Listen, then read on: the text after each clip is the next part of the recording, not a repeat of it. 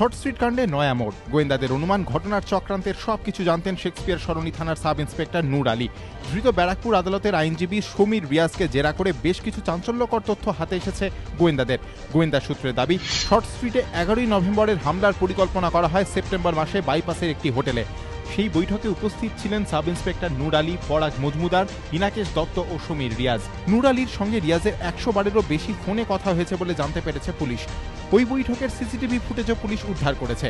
গোয়েন্দাদের দাবি, জেরায় রিয়াজ দাবি করেন পুলিশি ঝামেলা সামলে দেওয়ার জন্য 30 লক্ষ টাকা নেন নূর আলী। পাশাপাশি পুলিশের আরও দাবি, নূর আলী জেরায় জানিয়েছেন 30 লক্ষ টাকার মধ্যে 5 লক্ষ টাকা নিজের কাছে রাখেন, 20 লক্ষ টাকা দেন এক পুলিশ অফিসারকে, 5 লক্ষ টাকা আরেক পুলিশ অফিসারকে দেন। নূরের এই তথ্যের ভিত্তিতে আরও 2জন পুলিশ অফিসার গোয়েন্দাদের নজরে রয়েছেন। খতিয়ে দেখা হচ্ছে তাদের ভূমিকা।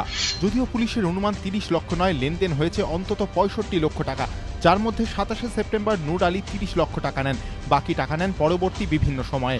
পুলিশ সূত্রে খবর, 15ই সেপ্টেম্বর শর্ট স্ট্রিটে প্রথমবার হামলার সময় ঘটনাস্থলে যান সমীর রিয়াজ। তখন মমতা অগ্রওয়াল দুবাইতে ছিলেন। হামলার খবর পেয়ে তিনি দুবাই থেকে ডিসি সাউথ মুরলীধর শর্মাকে ফোন করেন।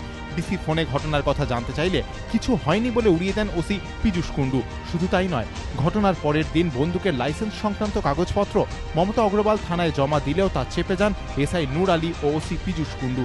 এরপর শুক্রবার টাকার বিনিময়ে চক্রান্তে শরিক থাকার অভিযোগে শেক্সপিয়ার সরণি থানার এসআই নূর আলীকে গ্রেফতার করেন গোয়েন্দারা।